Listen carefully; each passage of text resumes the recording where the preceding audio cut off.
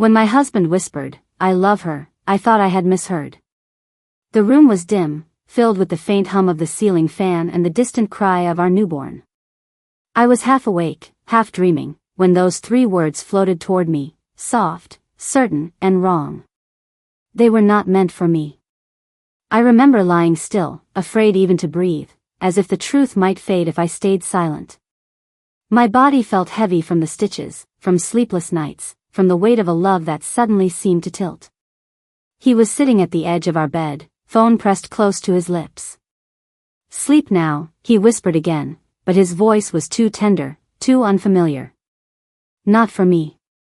That was the night the air in our house changed. Before that, everything had felt ordinary, maybe even good. I was 29, married for 3 years, mother to a 2-month-old baby who had my eyes and his smile. We had a small apartment near the city, not fancy, but warm. The curtains smelled of jasmine because I insisted on washing them with scented detergent. The floors creaked in familiar ways. Life was messy but manageable. Armin, my husband, worked as an accountant in a mid-sized firm. Calm, careful, predictable. He handled our finances, always saying, "You rest, I'll manage the numbers." And I believed him. He loved control, and I loved peace. So I handed over the checkbook, the passwords, the responsibility. When I was pregnant, he'd rub my swollen feet, talk about the baby's college fund, make lists of future expenses. He was meticulous, the kind of man who color-coded receipts. We'd dream about a little house with a yard. I'd say, "Maybe when she turns 5, and he'd nod, half smiling. He rarely said "I love you" but always paid the bills on time. I used to think that was love enough. After the birth, everything blurred. Days and nights dissolved into feeding schedules and half-cold tea. My body ached in ways I didn't know were possible. I barely had time to brush my hair, let alone check our bank statements. Armin grew quieter too, leaving earlier for work, coming home later. "Audit season," he said. Long hours, tight deadlines. I didn't question it. When you're holding a crying baby at 3 in the morning, trust isn't a choice, it's a necessity. Our evenings used to be gentle. He'd sit near the crib, scrolling through his phone while I sang lullabies. Sometimes he'd smile faintly at a message, type quickly, then turn the screen away. I told myself it was work. I wanted it to be work. One afternoon, about a week before that whisper, I caught a whiff of a perfume I didn't own. It wasn't floral or sweet, it was sharp, expensive, something like sandalwood and citrus. It lingered on his shirt when he tossed it into the laundry basket. I buried my face in it once, searching for familiarity. Instead, I felt distance. Still, I folded the shirt neatly, telling myself, "You're just tired. Don't start imagining things." I remember the day I gave him control of our savings account. I was still in the hospital, nursing the baby. He sat beside me, holding a folder. "The hospital bills are piling up," he said softly. "And your maternity benefits might take a few weeks to process. I'll move our savings to a joint investment account, higher interest, less tax. It's temporary." I nodded. My mind was foggy with medication and exhaustion. He kissed my forehead, saying, "You don't have to worry about anything. Just get better." I smiled, grateful. I didn't know then that he meant I'll handle everything, including your trust. After that strange whisper, I tried to rationalize. Maybe he was talking about me, maybe he said "I love her" meaning our daughter. I wanted that version to be true. But deep inside, a quiet unease began to grow. Like a hairline crack in glass, invisible but spreading. He started locking his phone. He'd step out to the balcony to take calls. When I asked who it was, he'd shrug, "Office, as usual." But once, when I brought him tea, he ended the call too quickly. The way he said, "Bye, take care," was softer than any "I love you" he'd said to me in months. That's when I started noticing patterns. Late nights. Sudden showers before bed. New shirts I hadn't seen him buy. And once, a faint lipstick stain, beige, barely visible, but not mine. I told my mother over the phone, half laughing, I think Armin's just stressed. She paused. Beta, stress doesn't smell like perfume. I brushed it off. Because admitting suspicion felt like betrayal, of him, of our marriage, of myself. Weeks passed. Our daughter started sleeping through the night. I should have felt lighter, but I didn't. I felt like someone was slowly rewriting my life behind my back. Then came the day I needed some money. It was a Tuesday morning, sun filtering through the curtains. I wanted to order a breast pump online, nothing extravagant. I opened the banking app. Balance, 4,782. I blinked. I refreshed. Same number. We had over $1 million in savings before. My throat went dry. I scrolled through the transactions, dozens of transfers to an unfamiliar account name. Same recipient each time. The notes read, short-term loan, temporary, investment. My hands trembled so much I nearly dropped the phone. I waited until he came home that evening, pretending nothing was wrong. He looked tired, his tie loosened, the smell of that same perfume clinging to him again.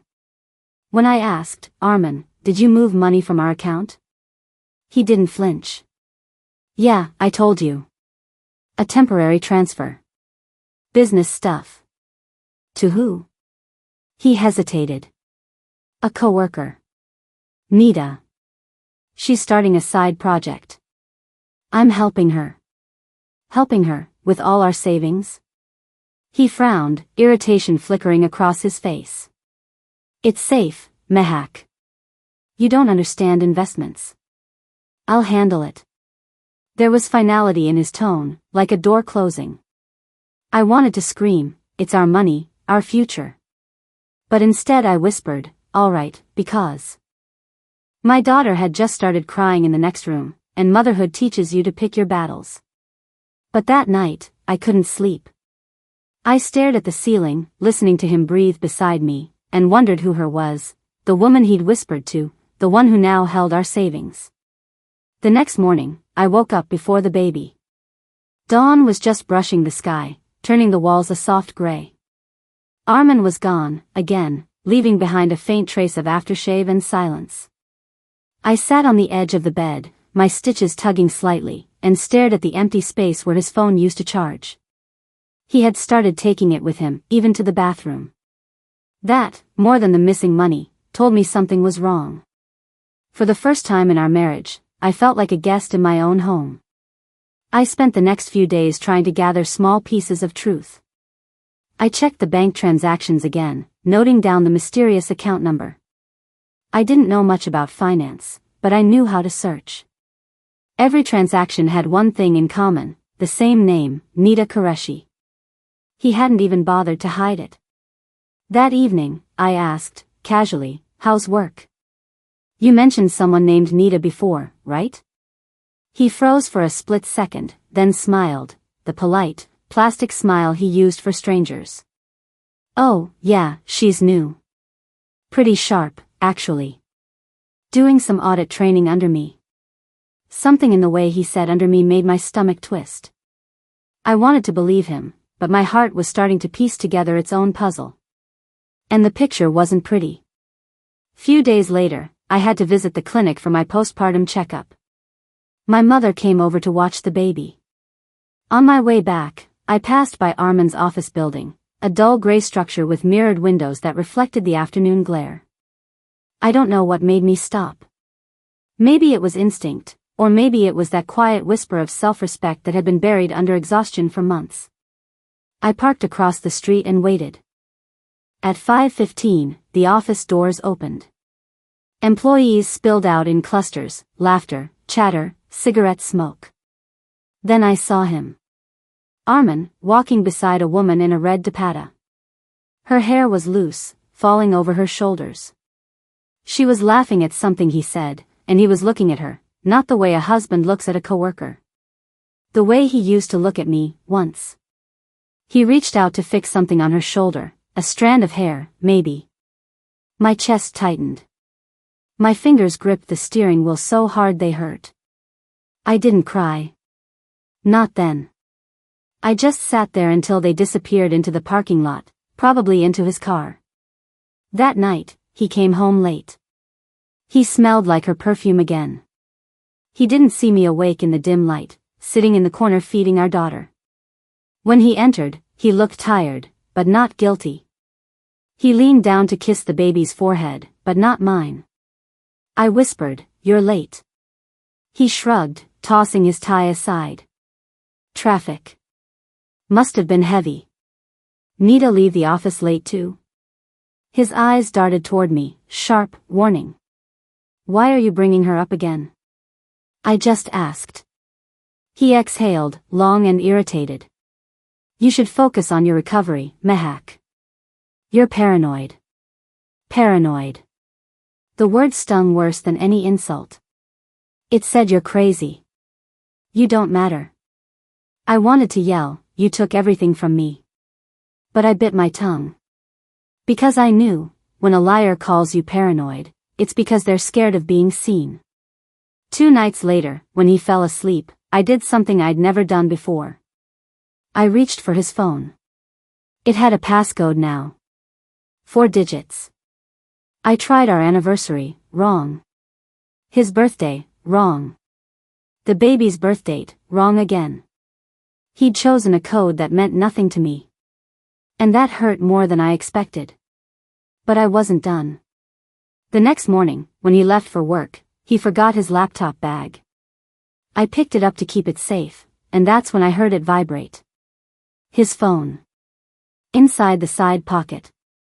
He must have forgotten it. My heart started pounding so fast I could hear it in my ears. I didn't want to be this person, snooping through someone's things. But I also didn't want to live blind. I opened it, half expecting it to be locked, but it wasn't. Notifications flooded the screen. Messages from Nita Yellowheart. Hope you slept well, John. Lunch at the cafe again? Missed you yesterday. Don't forget to transfer the rest tonight. Need to pay the deposit. Deposit. Transfer. My savings. I clicked open their chat thread. Scrolling, each line like a pin in my chest. They had been talking for months. While I was pregnant, while I was bleeding in the hospital, while I was dreaming of our baby's future, he was sending her money, love, and promises. There were even pictures. Him at a restaurant. Her holding his hand. A hotel room in the background. For a moment, everything went quiet, like the world had exhaled and forgotten to inhale again. Then I felt my throat close up, and my knees gave way. I sat on the floor, phone still glowing in my hand. I didn't cry loud. I just let tears slide silently down my cheeks until they reached my lips, tasting of salt and disbelief. When he came home that evening, I was sitting at the table with the phone in front of me. He saw it instantly, his face drained of color. You went through my phone? I found the truth, I said, my voice barely above a whisper. You used our money. You used my trust. He tried to speak, excuses, half-lies, all tangled. It's not what you think. She's just a friend going through a tough time. A friend? I laughed, bitter, broken. Do you call your friends, John? Do you send them our savings? He slammed his hand on the table, making the baby startle in the next room. Don't twist things. I did everything for us. You've been distant, always tired, always complaining. I just gave birth, Armin. My voice cracked.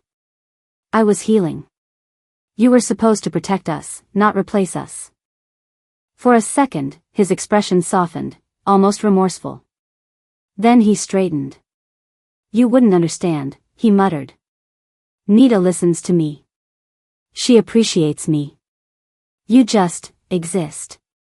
That sentence, you just exist, was the death of our marriage. He took his phone, walked out of the house, and didn't come back that night. The next morning, I saw his car parked outside a building on the other side of town. A nameplate by the gate read, Nita Qureshi, apartment 302. her apartment, and my husband's car in her parking spot. That's when I knew this wasn't confusion. It was betrayal, deliberate, practiced, cruel. I went home, closed the door quietly, and held my daughter in my arms. Her tiny hand clutched my finger, her eyes blinking up at me, innocent and trusting. I whispered, "You won't grow up watching me beg for respect." That day, something inside me hardened, not in bitterness, but in resolve. I would find proof.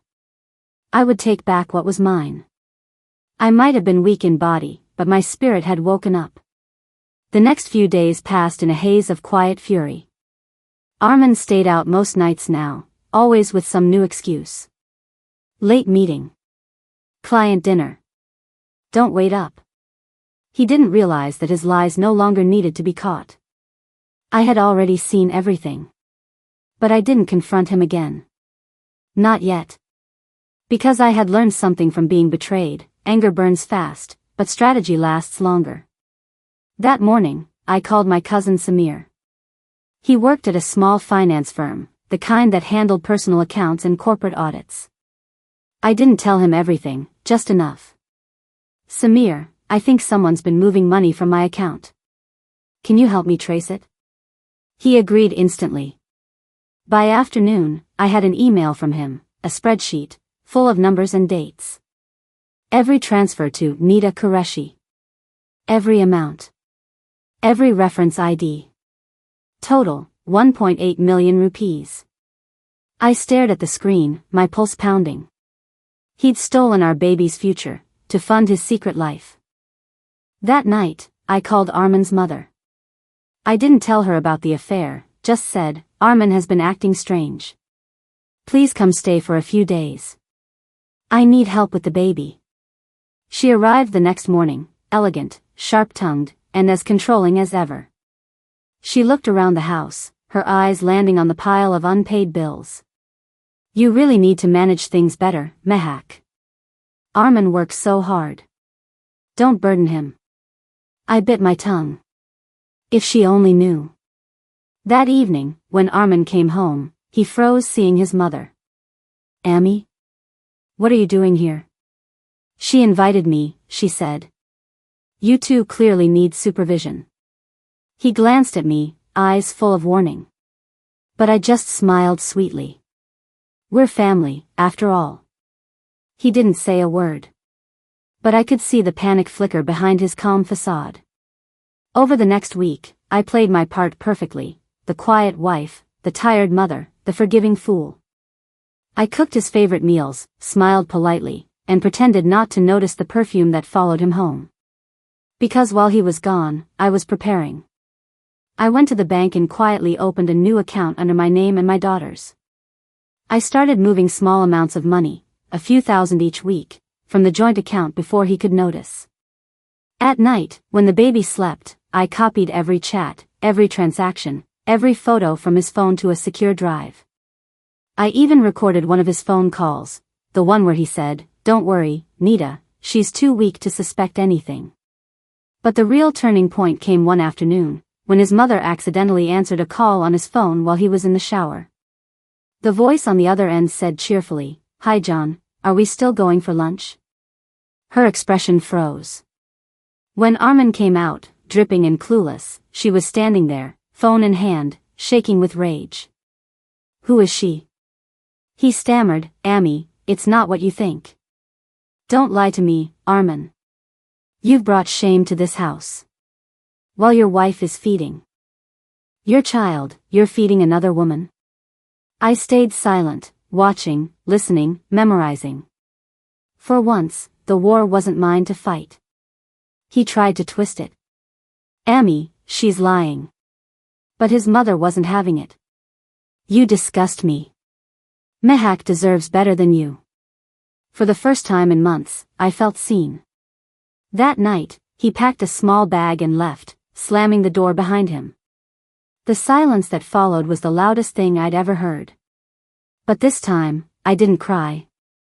I sat by the window, watching the streetlights flicker, my baby asleep beside me. I whispered to her, "He took everything he could, except our peace. And now, I'll take that back too. The next morning, I filed two things. A police report for financial fraud, backed by every screenshot, statement, and recording I had. A legal notice for divorce and custody. I didn't do it out of revenge. I did it because I was done being the quiet one. 3 days later, I received a call from an unknown number. It was Nita. Her voice was smooth, almost amused. So, you're the wife. You think you can scare him with paperwork? He loves me, not you.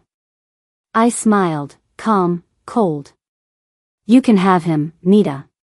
But just know, you're getting a man with no job, no money, and a police case. There was a long pause. Then she hung up. By the end of the month, Armin's company suspended him pending investigation. His reputation collapsed faster than our marriage had. And when he came to my door, unshaven, desperate, I didn't even open it fully. He said, "Please, Mehak. Let's talk. I made mistakes." I looked at him, really looked, and saw not the man I'd loved, but the stranger who destroyed us. I said quietly, "You didn't make mistakes, Armin. You made choices." Then I closed the door. Weeks passed. Life began to breathe again. The house was lighter. The air was softer. My daughter started smiling more, and so did I. I started freelancing from home, writing small marketing projects. The first payment I received, just 10,000 rupees, felt like a fortune. Because it was mine. Earned, not given. One evening, as the sun set through the curtains, I held my daughter close and whispered, "Someday, when you're old enough, I'll tell you this story. Not so you'll hate men, but so you'll know your mother never gave up. There's a saying my grandmother used to repeat, when truth knocks, lies crumble like dust." I never understood it until the day Armin's secrets became public. It started quietly, a polite call from his office. "Mrs. Mehak," the HR manager said, her voice hesitant, "we're conducting an internal inquiry regarding fund misappropriation. Would you be willing to confirm some transactions from your joint account?" I remember my hand tightening around the phone. They knew. The truth had started to leak out. "Yes," I said softly. "I can confirm everything." They requested copies of the evidence I had, and within days, the investigation turned formal. Apparently, Armin had used his company's client account to move money to his own, and then to Nita's. He'd been stealing from work too. When the HR manager called again, she sounded different this time. Firm. Controlled. "Mrs. Mehak, I'm sorry you had to go through this. But your cooperation has helped us immensely."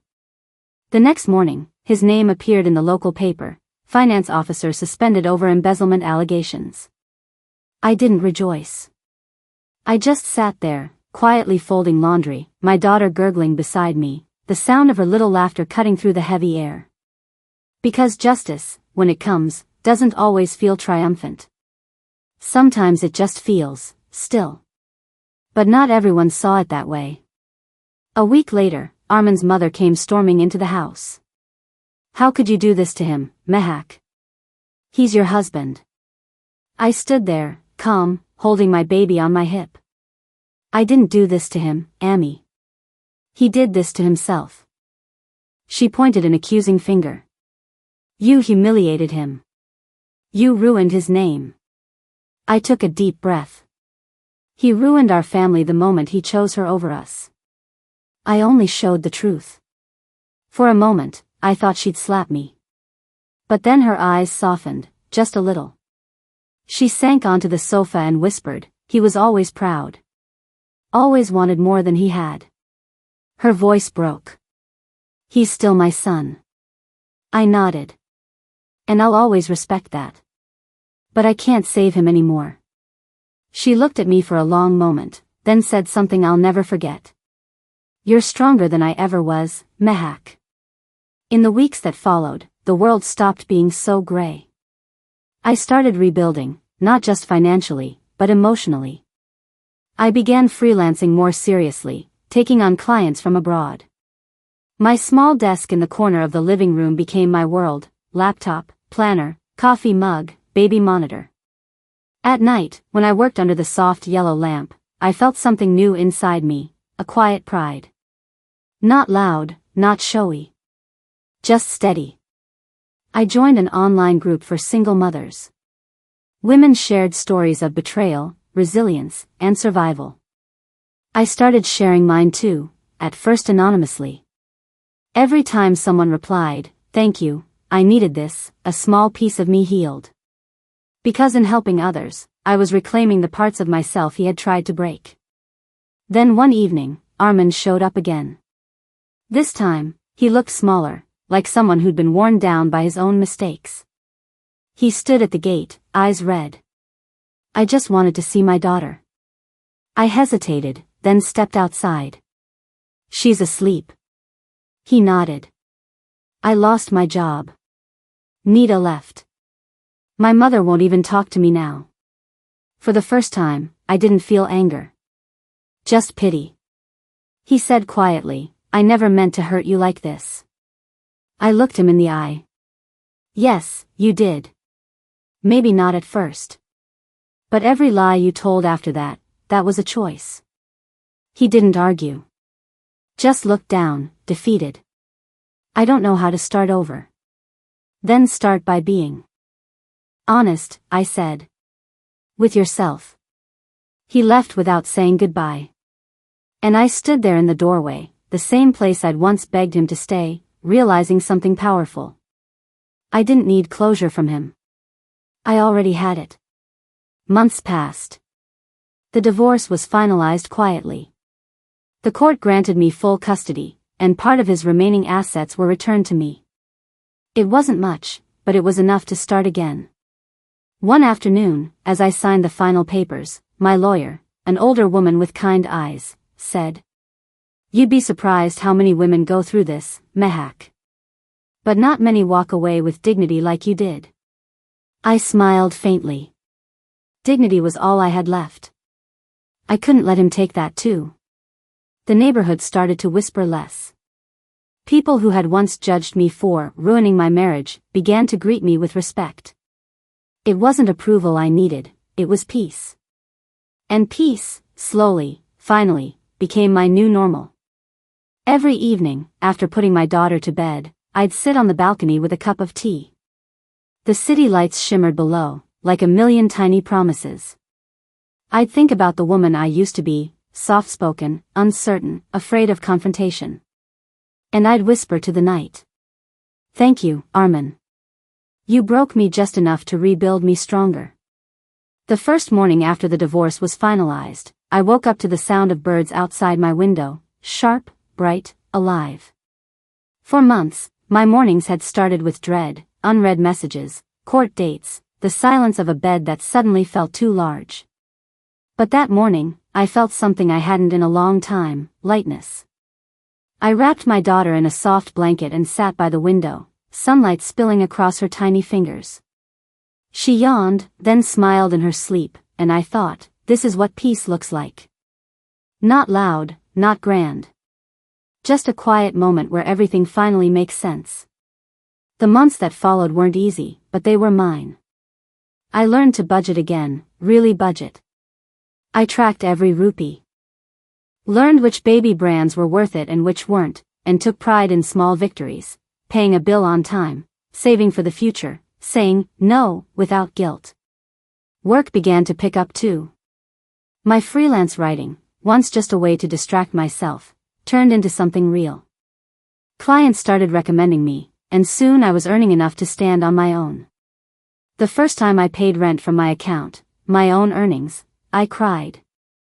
Not out of sadness, but from the sheer pride of it. My mother, who had watched me suffer in silence, hugged me and whispered, "You remind me of your grandmother. She lost everything once too, but she built herself back with her own hands." I realized then that resilience runs in the women of my family like a quiet river, sometimes hidden, but always flowing. One evening, I decided to take my daughter to the park. She'd just learned to walk, tiny, wobbly steps on soft grass. Every time she stumbled, she'd look at me, and I'd nod, smiling, "It's okay, baby. Try again." And it hit me, that's exactly what I was doing too. Trying again. Falling, standing, learning how to live differently. A few mothers nearby struck up conversation, and soon we were sharing snacks and stories. One of them, a woman named Sana, mentioned she'd gone through something similar, a cheating husband who drained their joint savings. Her eyes were tired, but there was strength in them. When I told her my story, she squeezed my hand and said, "You should talk about it.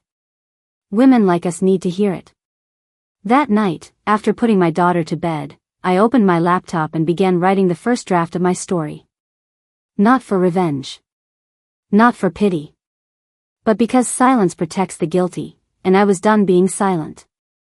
A few weeks later, I got a message from a small storytelling channel that featured real-life experiences. They'd read my piece on a women's forum and wanted permission to narrate it. I hesitated, sharing my pain publicly felt terrifying. But then I thought of all the women still sitting in dark rooms, whispering their stories to no one. So I said yes. When the video went live, the comments flooded in. Hundreds of women wrote, "This happened to me too." Others said, "Thank you for reminding me it's okay to start over." Reading those words, I realized my story wasn't just mine anymore, it was ours. And then, months later, something unexpected happened. Armin sent an email. It wasn't dramatic, just a short message. "I've been attending counseling. I wanted to say I'm sorry. Not because I expect forgiveness, but because I finally understand what I did." For a long moment, I just stared at the screen. I thought of the man who once whispered love in the dark, only to steal in the light. I thought of the tears, the silence, the long nights alone. And then I typed a single line. "I wish you healing, for her sake." I meant our daughter. And maybe, in a small way, for him too. Life has a strange way of mending itself. One day, you're standing in the ruins, wondering how you'll ever rebuild, and then slowly, brick by brick, laughter by laughter, it becomes a home again. Now, our home is small but warm. There are plants by the window, half-read books on the table, and drawings taped to the fridge. Every corner holds peace, not pain. Sometimes, when I tuck my daughter in at night, she asks, "Mama, where's Daddy?" I tell her softly, "He's learning to be better." She nods, satisfied, and falls asleep. And in that moment, I know I've broken the cycle. She will grow up seeing love as strength, not sacrifice. The biggest lesson I learned? Trust should be earned, not assumed. Love is not proven through obedience or silence. And no matter how deep the betrayal, healing is possible when you choose yourself. I used to think revenge meant watching him suffer. But now I know, real revenge is peace. Real revenge is rebuilding. Real revenge is smiling again. The last time I visited the bank to close the joint account that once held our savings, the clerk smiled and asked, "Would you like to open a new account, Mrs. Mehak?" I nodded. Yes. In my name only. It felt like the closing of one chapter, and the start of another. Sometimes, the hardest goodbyes are the ones we never planned to say. Not because the love was fake, but because the person we loved chose to be someone we no longer recognized. I used to believe marriage meant safety, that as long as we trusted, as long as we were loyal, everything else would fall into place. But I learned that loyalty from one side only builds a cage. And love without respect is just another kind of prison. When Armin left, I thought my world had ended. Now I realize, it had only just begun. I learned to pay my own bills, make my own choices, and sleep peacefully knowing no one could take away my security again. I learned that revenge doesn't always look like anger or punishment. Sometimes it looks like a woman standing tall, smiling, and saying, "I made it without you." And maybe, that's the sweetest justice there is. So to every woman listening, if you've ever been betrayed, lied to, or left in the dark, remember this. You are not broken. You are being rebuilt. You don't need to destroy someone else to rise again. Just choose yourself. Every single day, would you have done what I did? Would you have walked away, or fought to save the marriage? Tell me what you think, down in the comments. And if my story touched your heart, don't forget to like, share, and subscribe. Because somewhere out there, another woman needs to know, she's not alone. Red heart. Because sometimes, the most powerful words you can ever say are, I survived. And I'm still standing.